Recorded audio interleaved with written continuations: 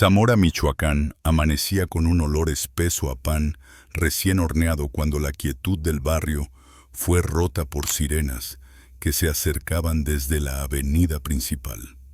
Frente a la panadería, La Estrella, un anciano de cabello cano y delantal blanco, era esposado sin ofrecer resistencia. Sus manos aún manchadas de harina se veían temblorosas, pero no por miedo, sino por algo más profundo, algo que nadie allí alcanzaba a entender.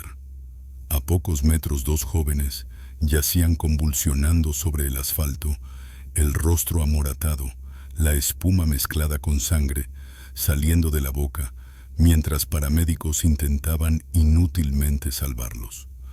Nadie en la calle sabía todavía que aquellos muchachos pertenecían a una célula del cártel Jalisco Nueva Generación, y que lo que habían comido minutos antes no era un simple pan dulce. El anciano se llamaba José Luis Ramírez Panadero, de toda una vida, figura respetada en la colonia desde hace más de 5 décadas. Para los vecinos, era un hombre amable, trabajador, incansable, el abuelo de todos. Nadie podía relacionar al panadero más querido del barrio con la escena dantesca que se desarrollaba frente a su panadería. Las sombras de las patrullas se reflejaban en los cristales empañados del pequeño local, mientras curiosos se reunían en la acera murmurando entre incredulidad y horror. José Luis permanecía en silencio. No negó ni confirmó nada. Solo observaba la fachada de su panadería como si estuviera diciendo adiós a algo más que un negocio. Para él, aquel lugar no era solo un trabajo, era memoria, sacrificio, supervivencia. Desde joven había amasado el pan que alimentó a generaciones enteras, desde campesinos hasta estudiantes que se escapaban a comprar con sus últimos pesos. No había día en que La Estrella no abriera sus puertas antes del amanecer, incluso en los tiempos más duros de violencia. La colonia en la que vivía había cambiado con los años. Los viejos talleres mecánicos y tiendas familiares fueron sustituidos por lonas negras, donde grupos armados cobraban cuotas a plena luz del día.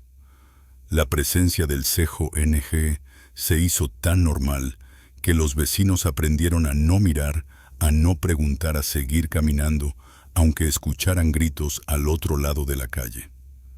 La extorsión se volvió rutina, igual que el miedo. Cada negocio debía pagar. Las panaderías como la de José Luis tampoco se salvaban. En su casa, una vivienda modesta de muros cuarteados por la humedad, vivía con su hija Maribel y su nieto Mateo, de apenas 10 años. Su esposa Rosa Elena había muerto una década atrás por una enfermedad que lo obligó a endeudarse para costear tratamientos que no sirvieron de nada.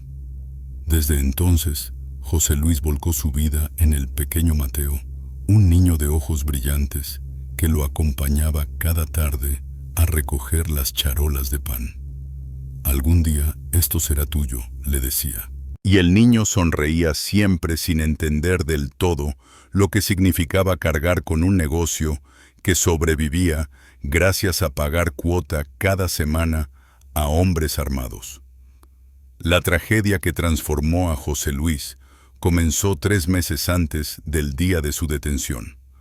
Una tarde, mientras amasaban panqués en la parte trasera del local, 3 sicarios irrumpieron para exigir el doble de la cuota habitual. Su tono no dejaba espacio a negociación. Rodrigo, el esposo de Maribel y yerno de José Luis, trató de defenderlos. No les gritó, no los insultó, solo se negó a pagar más, explicando que apenas alcanzaba para los gastos. El líder del grupo le apuntó al pecho y disparó sin pensarlo 2 veces. Rodrigo cayó entre charolas de conchas aún calientes, mientras Mateo, que estaba a su lado, recibió el impacto de los vidrios rotos cuando una bala perdida quebró la vitrina. La sangre del niño se mezcló con las migas de pan que caían del mostrador. José Luis gritó hasta desgarrarse la garganta, Pero los sicarios salieron caminando con calma, como quien abandona una tienda donde ha comprado una botella de agua. Nadie intervino. Nadie se asomó. Nadie llamó a la policía hasta 10 minutos después, cuando ya era demasiado tarde. Rodrigo murió antes de llegar al hospital. Mateo sobrevivió, pero con daño en un pulmón que lo obligaría a recibir tratamiento por años. Cuando José Luis preguntó por avances del caso, la respuesta fue la misma: de siempre no hay testigos. Las cámaras no sirven, hicimos lo que pudimos. Era mentira, y él lo sabía. Desde ese día, José Luis dejó de dormir. Se quedaba sentado en la mesa de la cocina, mirando la pared, mientras Maribel lloraba en silencio cada madrugada. La casa que antes olía a pan dulce, ahora olía a angustia y desesperación. El panadero envejeció 10 años en 3 meses. Su espalda se encorvó, sus manos temblaban, pero lo que más cambió fue su mirada. Ya no había bondad en ella, solo un vacío oscuro y silencioso que crecía como una grieta. En una noche particularmente fría, mientras el viento golpeaba las tejas del techo, José Luis bajó a la bodega donde guardaba cosas viejas de su madre. Allí, detrás de un arcón de madera, encontró una caja envuelta en trapos antiguos. Al abrirla, descubrió un cuaderno manuscrito por su madre, una curandera purépecha, respetada en su comunidad antes de emigrar a Zamora. El cuaderno contenía décadas de conocimiento, remedios para fiebres, infusiones, para dolores de huesos, ungüentos, para picaduras de alacrán. Pero al final, separado por una cruz dibujada con tinta negra, había un apartado distinto, recetas que nunca debían usarse, extractos y preparados, capaces de detener el corazón o destruir los riñones, usando plantas locales que crecían entre los cerros. José Luis pasó la yema de los dedos por aquellas páginas como quien toca una herida vieja. Allí, en esas letras temblorosas, encontró palabras que no debería haber leído, pero que le dieron una claridad cruel. No había justicia para Rodrigo, no había protección para Mateo, no había ley en Michoacán que no estuviera comprada o corrompida. Si quería que aquellos que destruyeron su familia pagaran, tendría que hacerlo él, como panadero, como hijo de una curandera que conocía secretos ancestrales, y como un abuelo que ya no tenía nada que perder. La noche en que José Luis abrió aquel cuaderno cambió el ritmo de su vida para siempre. En la cocina silenciosa, iluminada solo por la luz amarillenta de un foco viejo, el panadero recorrió con la mirada cada palabra escrita por su madre. Recordó cómo ella, cuando él era niño, caminaba por los cerros recolectando plantas, mientras le explicaba cuál sanaba, cuál dormía, cuál limpiaba, cuál mataba. Nunca pensó que ese conocimiento tendría un propósito más allá de la herbolaria tradicional. Pero ahora, con el dolor frescándose como una herida abierta, comprendió que esos secretos podían convertirse en un arma. Mientras la ciudad dormía, José Luis preparó café negro y se quedó leyendo hasta que el cuaderno dejó de ser un mensaje del pasado y se transformó en un mapa para su nueva vida. Allí estaban los nombres Toloache, Adelfa, Chicalote, Trompeta Blanca. Plantas hermosas pero mortales, que crecían en patios y predios abandonados, sin que nadie sospechara de su potencial letal. Su madre había dejado advertencias en cada página: no usar sin necesidad extrema. Esto roba almas, la naturaleza da y quita. Pero José Luis ya había cruzado un punto sin retorno. Al día siguiente, mientras abría la panadería como de costumbre, su mente estaba lejos del mostrador. Observaba a los muchachos de las motos que pasaban cobrando cuotas. Las mismas motos, los mismos brazos, tatuados, la misma indiferencia ante el dolor ajeno. Cada vez que veía una chamarra negra con las letras del cártel, sentía un temblor en el pecho, que no era miedo, sino una mezcla amarga de furia y determinación. Había memorizado los rostros de los que mataron a Rodrigo. Conocía su voz, sus gestos, incluso la forma en que uno de ellos apoyaba siempre la mano sobre la cintura cuando hablaba. No necesitaba vengarse del cártel entero, solo de aquellos que habían destrozado su familia. El primer paso era preparar el veneno.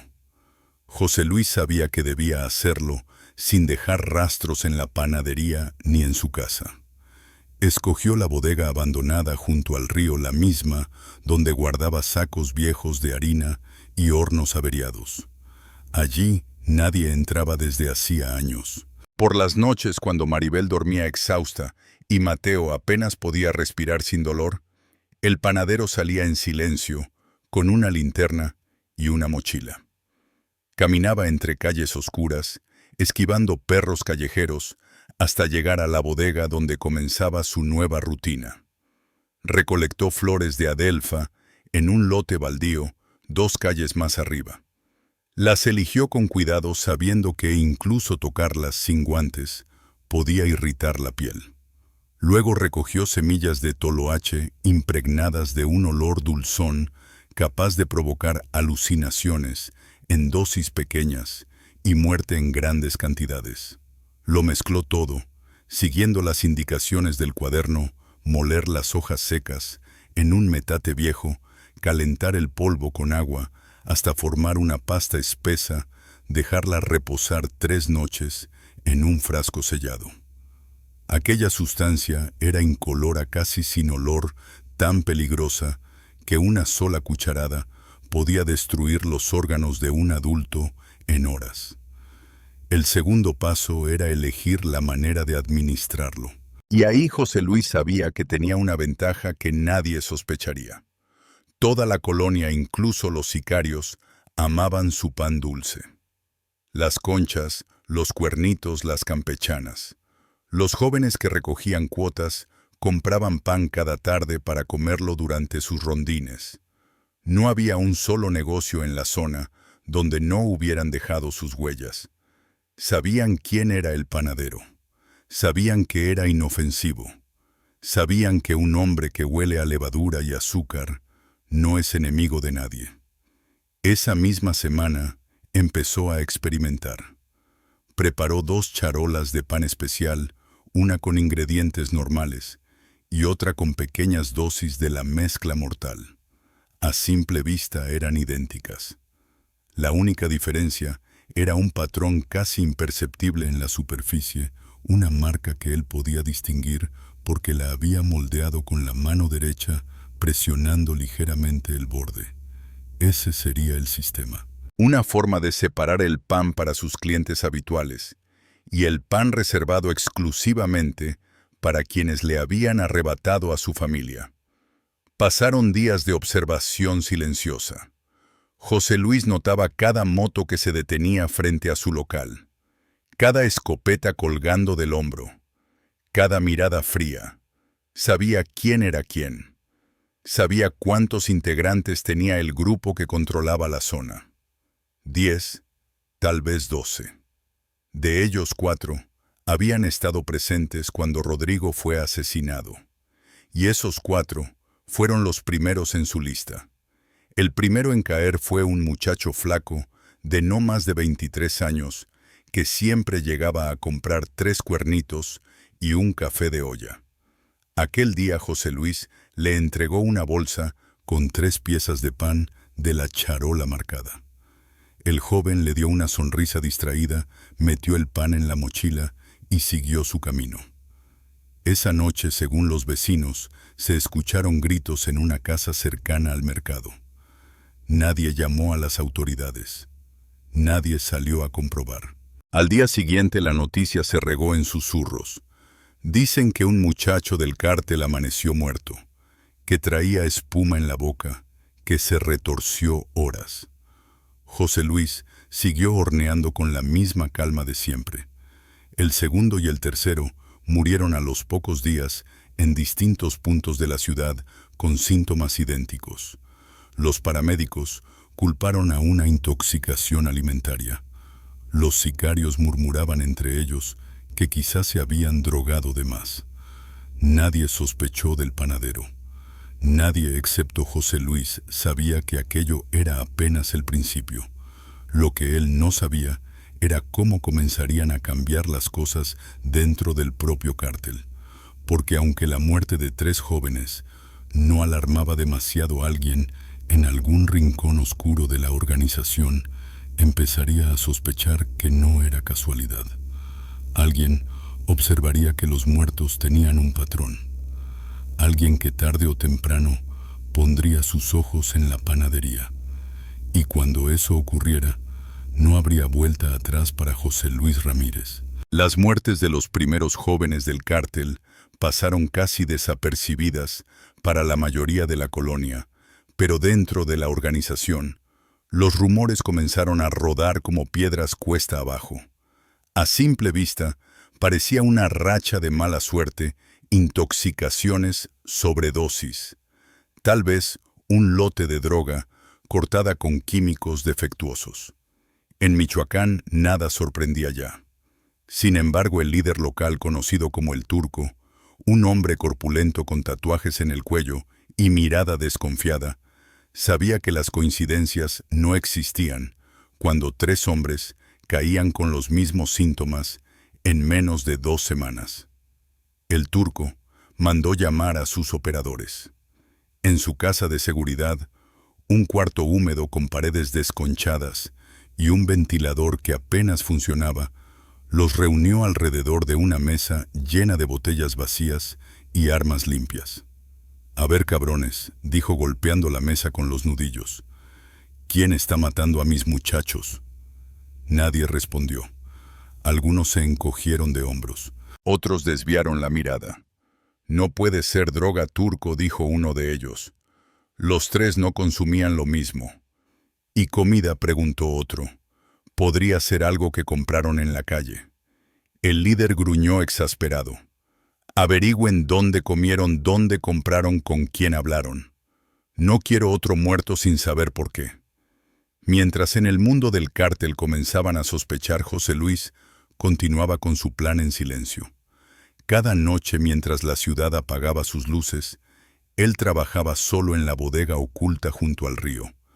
Allí secaba hojas, trituraba flores, servía brebajes, hasta convertirlos en una pasta tóxica que luego mezclaba minuciosamente con azúcar y manteca. Había descubierto que la adelfa, combinada con el toloache y pequeñas cantidades de semillas tostadas de chicalote, creaba un efecto en cadena. Primero náuseas, luego alucinaciones, después un colapso progresivo del corazón y los riñones. La muerte podía llegar en 6 horas o en 2 días, dependiendo de la dosis. Nada en su rostro revelaba el monstruo que lo estaba devorando por dentro. Los vecinos seguían viéndolo como un anciano amable. Los niños seguían corriendo a su mostrador para pedir orejas de azúcar. Las señoras de la colonia seguían diciendo que José Luis horneaba el pan con amor, pero aquel amor se estaba transformando en algo más oscuro, más silencioso, más implacable. El siguiente objetivo de su lista era un chico apodado el Güero, conocido por pasearse por la colonia sin camisa, exhibiendo un tatuaje de un jaguar en el pecho. Había sido uno de los que golpeó a Rodrigo antes del disparo final. José Luis recordaba la risa del Güero mientras pateaba el cuerpo de su yerno. Esa imagen lo perseguía cada vez que cerraba los ojos por la noche. Un miércoles por la tarde, el Güero entró a la panadería con su típica arrogancia. «Panadero, dame 4 conchas y un garrafón de agua», ordenó sin mirar a José Luis. Él asintió en silencio y preparó una bolsa con 3 piezas normales y una con la mezcla mortal. El Güero nunca se dio cuenta. Se fue caminando masticando un pedazo de pan con la misma indiferencia con la que había matado a Rodrigo. Más tarde, en una fiesta en un lote baldío, el Güero compartió el pan con otros 2 sicarios mientras bebían cerveza caliente y escuchaba narcocorridos a todo volumen. El primero en sentirse mal fue él mismo, sudor frío, vómitos, un dolor torácico tan intenso que tuvo que tirarse al suelo. Los otros dos comenzaron a convulsionar minutos después. Nadie pidió ayuda. Sus compañeros los dejaron tirados en el pasto, creyendo que era el alcohol o alguna droga adulterada. Cuando amaneció, los tres estaban muertos, rígidos, con la piel manchada de tonalidades azuladas. Las muertes se multiplicaron. En solo un mes, 12 integrantes del cártel habían caído. A veces solos, a veces en grupo. Algunos en calles vacías, otros en cuartos llenos de humo. Pero siempre con los mismos síntomas. Siempre envueltos en un silencio pesado, porque nadie se atrevía a hablar. La organización estaba perdiendo soldados a un ritmo que ni las balaceras más violentas lograban generar. El turco comenzó a enfurecerse. Rompía botellas, gritaba, acusaba a todos. La paranoia se apoderó del grupo. Algunos comenzaron a evitar comer fuera. Otros sospechaban entre sí. Unos pocos decían que era brujería, que alguien estaba trabajando con plantas para acabar con ellos. Nadie sabía que la respuesta estaba en la panadería más vieja del barrio. Mientras tanto, José Luis anotaba cada muerte en su cuaderno nuevo, fechas aproximadas, detalles de los síntomas, nombres, si los conocía. No lo hacía por orgullo. Lo hacía porque necesitaba registrar lo que consideraba un deber cumplido. Su caligrafía temblorosa llenaba página tras página, y cada nombre tachado era un paso más hacia el alivio, hacia una justicia que nadie más había querido ejercer. Pero cuanto más avanzaba, más consciente era del riesgo. Sabía que el cártel, tarde o temprano, conectaría las muertes. Sabía que revisarían cámaras, preguntarían, revisarían quién había vendido qué y a quién. Y aún así no se detuvo. José Luis ya no vivía para sí mismo. Vivía para la memoria de Rodrigo. Vivía para proteger a Mateo. Vivía para darle un sentido a aquel dolor ensordecedor que lo había dejado vacío por dentro. El punto de quiebre llegó un viernes, cuando dos sicarios nuevos aparecieron en la panadería. No los había visto nunca. No tenían tatuajes visibles. No hablaban como los demás. Observaban demasiado. El más alto pidió 3 piezas de pan. El más bajo hizo preguntas sobre la preparación, el horario, los clientes. José Luis sintió una punzada en el estómago. Eran sondas. Eran prueba. Eran una advertencia silenciosa de que el cártel empezaba a sospechar. Ese día, por primera vez, desde que comenzó su venganza, José Luis sintió miedo. No por él, por su hija, por su nieto. Porque si lo descubrían, no habría piedad. Y si no tenía cuidado, todo su plan, todo aquello que había hecho por su familia, podía desmoronarse en un instante. Pero aún no era el final. Aún quedaban hombres en su lista. Y uno de ellos era el más importante, el turco. El turco no era un hombre fácil de engañar. Había sobrevivido a emboscadas, traiciones internas, redadas militares y peleas con otros grupos. Era desconfiado por naturaleza, un depredador que olía el peligro antes de que éste se manifestara. Cuando sus hombres comenzaron a morir como moscas, algo en su instinto se activó. No podía ver al enemigo, pero sabía que alguien en algún punto de Zamora estaba moviendo los hilos con precisión quirúrgica. Convocó a sus operadores de confianza en la casa de seguridad principal, una finca deteriorada ubicada en las orillas de la ciudad. Allí, entre cajas de cerveza, colchones en el suelo y fusiles recargados contra las paredes descascaradas, ordenó revisar cada movimiento de las víctimas antes de su muerte. Querían saber dónde habían estado, qué habían consumido, con quién habían hablado. No puede ser azar, gruñó mientras aplastaba un cigarro en un plato de peltre. Nos están cazando. Los sicarios revisaron teléfonos, mensajes, rutas recorridas. Cada nombre que aparecía se comparaba con los de los muertos anteriores. Fue entonces cuando uno de ellos, un joven apodado El Cuervo, notó un patrón. Turco, mira esto. Señaló varias notas donde las víctimas aparecían comprando pan en la misma dirección. Todos pasaron por ahí el mismo día, jefe. ¿Qué lugar es? Una panadería vieja. La Estrella. El silencio cayó como un golpe seco.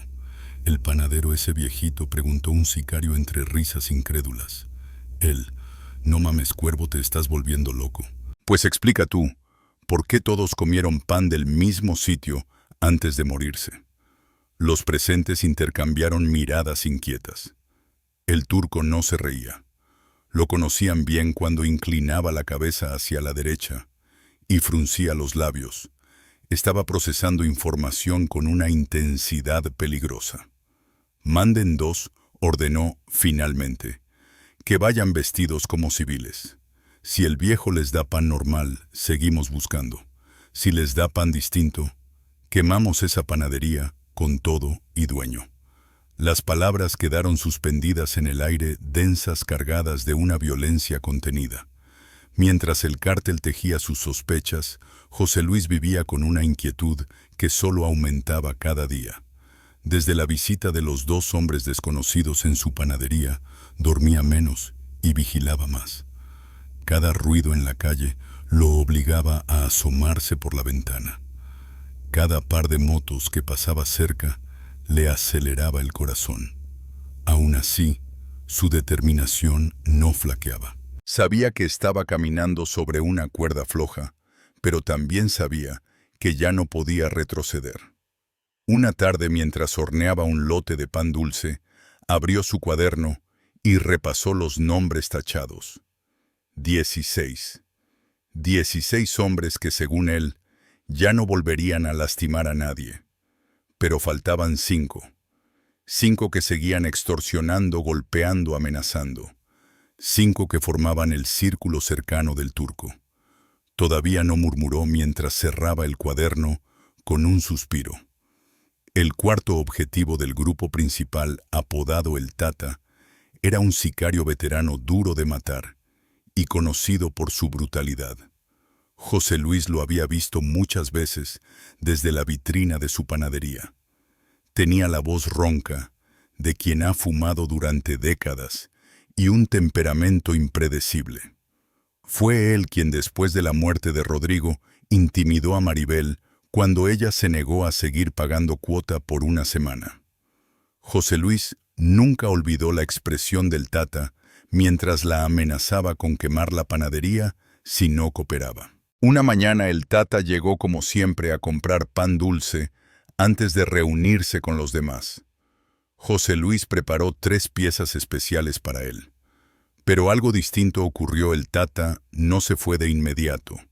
Permaneció fuera de la panadería, mirando a través del cristal como si sospechara algo. El panadero sintió un escalofrío recorrerle la espalda. Aquella mirada era la de un animal que huele un cambio en su entorno. ¿Todo bien?, Don preguntó el sicario acercándose al mostrador. Sí, muchacho. ¿Por qué?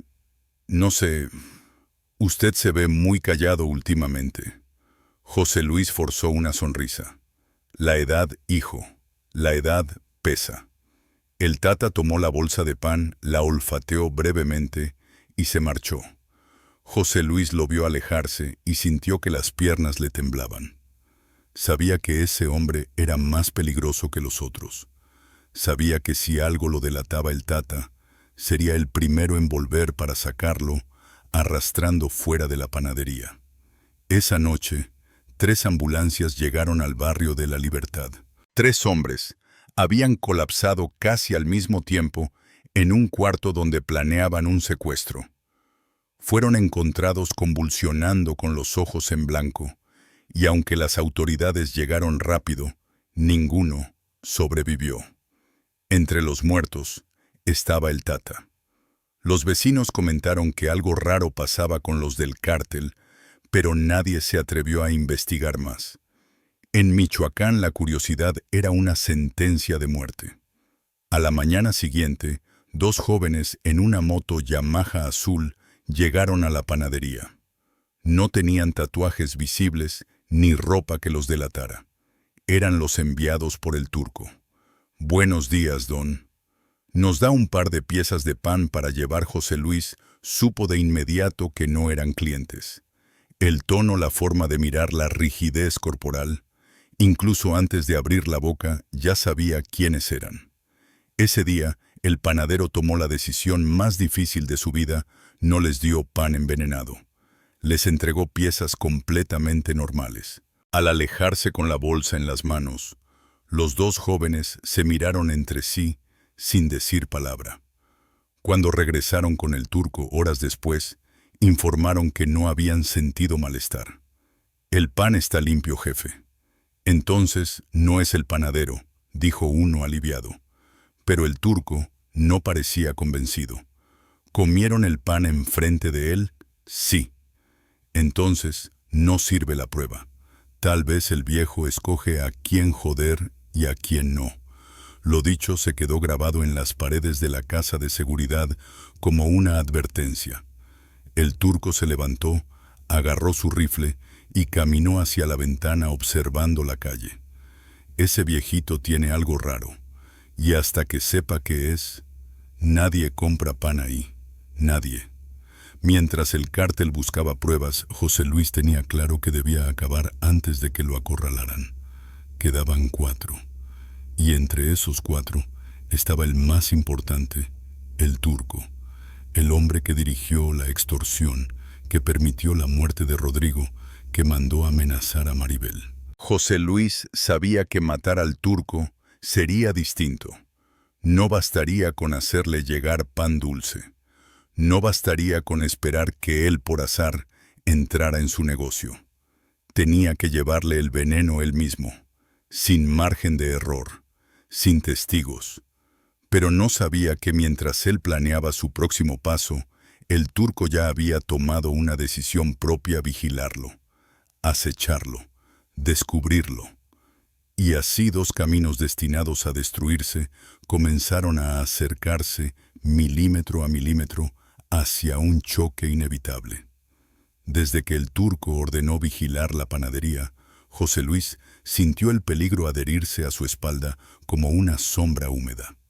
No necesitaba que nadie se lo dijera, lo intuía por la forma en que las motos desaceleraban frente a su local, por los ojos que se quedaban un segundo más de lo normal, observando su puerta, por el silencio incómodo de los vecinos, que ya sospechaban que algo grande estaba a punto de estallar. La colonia, acostumbrada a vivir bajo la tensión del cártel, reconocía la atmósfera antes de una tormenta. José Luis sabía que el tiempo se estaba acabando. Llevaba semanas actuando con cautela, mezclando dosis pequeñas, escondiendo los frascos en lugares improbables, quemando restos en la bodega del río. Pero ahora cualquier error podía costarle no solo la vida, sino también la de Maribel y la de su nieto. Por primera vez desde que empezó su venganza, el panadero dudó. Podía terminar lo que había comenzado. Tenía fuerzas para enfrentarse al líder del grupo. Cada noche, mirando el rostro dormido de Mateo, sentía que no tenía otra opción. El turco, por su parte, estaba más paranoico que nunca. Había perdido hombres valiosos, operadores, con experiencia, muchachos que conocían rutas, contactos, códigos. La sensación de estar siendo cazado por un enemigo invisible lo consumía. Empezó a beber más, a fumar más, a desconfiar incluso de sus hombres más fieles. En su mente, la idea de que un panadero viejo fuera el responsable parecía absurda, pero no tenía ninguna otra explicación. Al no encontrar pruebas directas, decidió la única vía que conocía: la fuerza. «Si ese viejo tiene algo que ver, lo voy a sacar a golpes», dijo con los ojos rojos por el insomnio. «Y si no, también». Esa noche ordenó que 3 de sus hombres se mantuvieran en vigilancia constante. Quería saber con quién hablaba José Luis, qué hacía cuando cerraba la panadería, si visitaba lugares inusuales. Lo que no esperaba era que el panadero, lejos de esconderse, comenzara a moverse más. José Luis había pasado días analizando la rutina del turco. Sabía que cada jueves celebraban reuniones de control en una casa de seguridad ubicada en un callejón estrecho en la zona norte. Allí discutían cuotas, armas, movimientos, traiciones. Era una reunión obligatoria, y si quería acabar con él, ese era el lugar. Pero acercarse era prácticamente un suicidio. Durante 3 noches, José Luis se ocultó detrás de un muro de ruido, observando la entrada de la casa. Veía a los sicarios entrar y salir, escuchaba risas, corridos y de vez en cuando alguna discusión violenta. Contó las motos, las camionetas, la cantidad de hombres presentes. Sabía que él no sobreviviría a un enfrentamiento directo. No podía acercarse físicamente. Tenía que ingeniárselas para que el veneno llegara sin levantar sospechas. La idea le llegó mientras veía a una mujer salir de la casa, cargando 2 charolas con restos de comida para tirarlas a un contenedor. En las reuniones siempre pedían comida afuera: tacos, birria, pollos asados, pan dulce, refrescos. Y cada semana alguien distinto era encargado de comprar. Si José Luis lograba colar pan en uno de esos pedidos, si conseguía que alguien del cártel fuera a su panadería por provisiones, entonces tendría una oportunidad real. Al día siguiente, puso en práctica un plan arriesgado. Preparó una partida de pan dulce, diferente conchas grandes, con cobertura más gruesa, rellenas ligeramente de mantequilla, para disfrazar cualquier sabor extraño. Pero esta vez la mezcla era más potente, una dosis triple de adelfa concentrada. No quería margen de error. Era para el turco y su círculo más cercano. Ese lote no tocó el mostrador. Lo guardó en una caja de cartón con una marca apenas visible que solo él reconocería. La suerte, o quizás el destino, jugó a su favor 2 días después. Uno de los operadores del cártel, apodado El Bronco, llegó temprano al local. No era habitual en él. Don José, écheme 20 piezas de pan, pidió revisando su celular. Hay junta con el jefe y quiere postre. El corazón del panadero dio un vuelco. Era ahora. Era ese pedido, la oportunidad que llevaba semanas esperando. Con manos casi inmóviles, José Luis le entregó la caja marcada envuelta con un cordel para que pareciera un pedido grande y normal. El Bronco pagó sin sospechar. Se subió a su camioneta y desapareció por la avenida. José Luis cerró la panadería minutos después, incapaz de seguir atendiendo. Caminó hasta su casa con el cuerpo entumecido, sudando frío. No sabía si sentir alivio, miedo o culpa. Se sentó en la mesa donde Maribel preparaba café y se quedó mirando sus manos todavía impregnadas del olor al pan.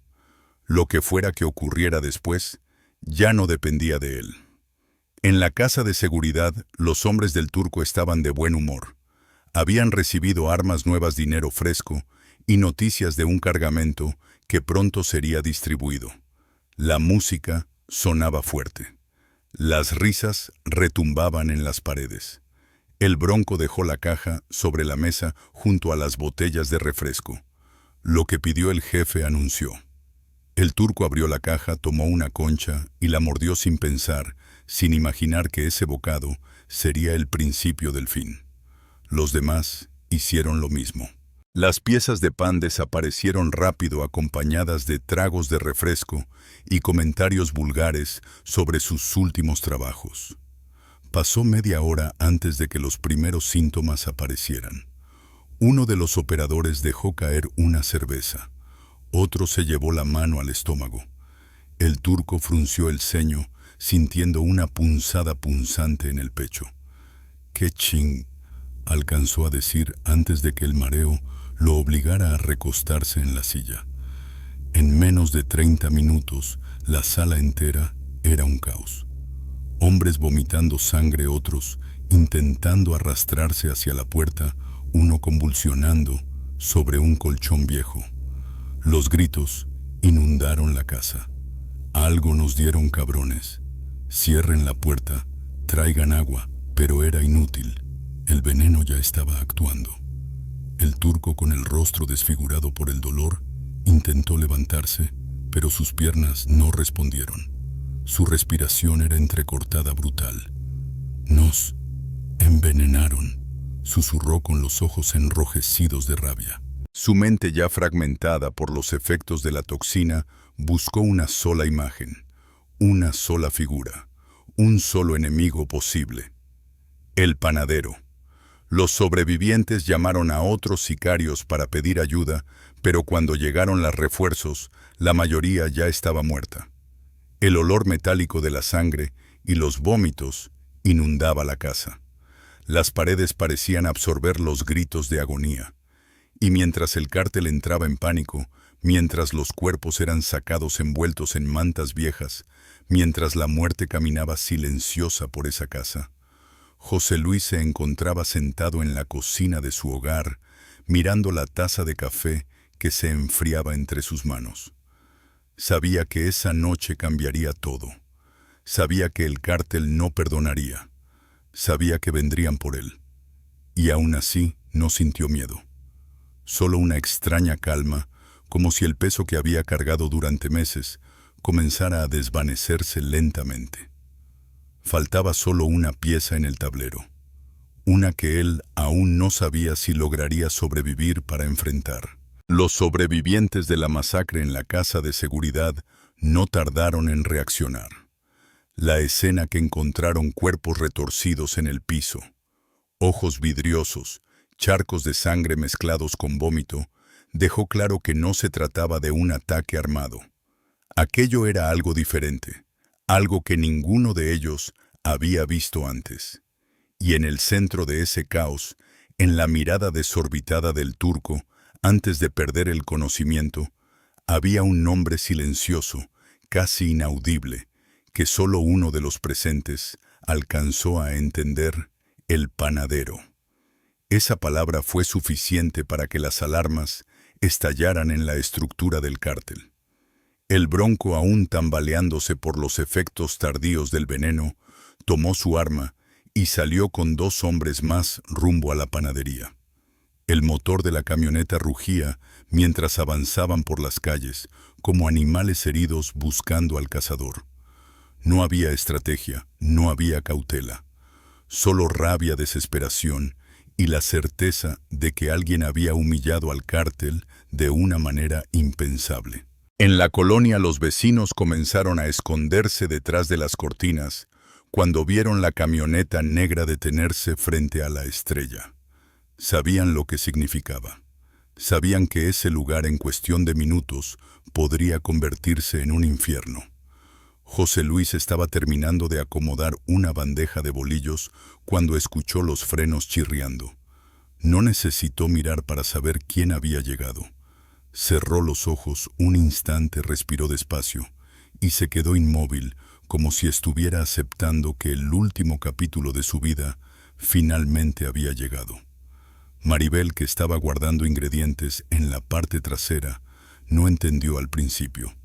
«Papá, ¿qué pasa?» José Luis no respondió. Solo la miró con una expresión que ella nunca había visto: serenidad absoluta y una tristeza profunda que parecía venir desde muchos años atrás. «Vete al cuarto de Mateo. Ahora, papá.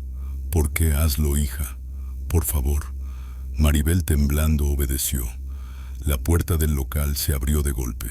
El Bronco entró primero con el arma en la mano y la cara marcada por el sudor y la furia. Detrás de él, 2 sicarios respiraban agitadamente, como si el veneno aún corriera por sus venas. «Viejo», escupió el Bronco con voz ronca, «¿qué nos hiciste?» José Luis levantó las manos lentamente. No intentó huir ni defenderse. Lo que el Estado nunca hizo respondió con un tono tan calmado que descolocó momentáneamente a los atacantes. Proteger a mi familia. Esa frase tan simple y tan brutal desató el caos. El Bronco se lanzó hacia él, pero antes de que pudiera disparar un sonido estridente, cortó el aire sirenas. No una, sino varias. Patrullas, ambulancias, Guardia Nacional. Los sicarios se congelaron durante un segundo. ¿Quién los había alertado? No lo sabían. Tal vez un vecino, tal vez un infiltrado, tal vez el propio destino.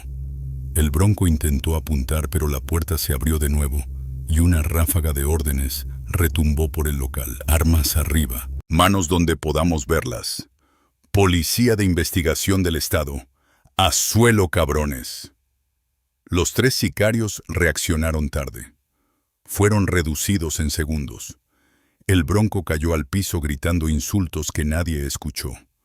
Uno de los agentes se acercó a José Luis y lo tomó del brazo con fuerza, sin comprender del todo lo que estaba pasando. «Señor, usted queda detenido». «Lo sé, hijo», respondió el panadero. «Ya lo esperaba». Mientras lo sacaban del local, los vecinos comenzaron a reunirse a la distancia. Algunos lloraban, otros se persignaban.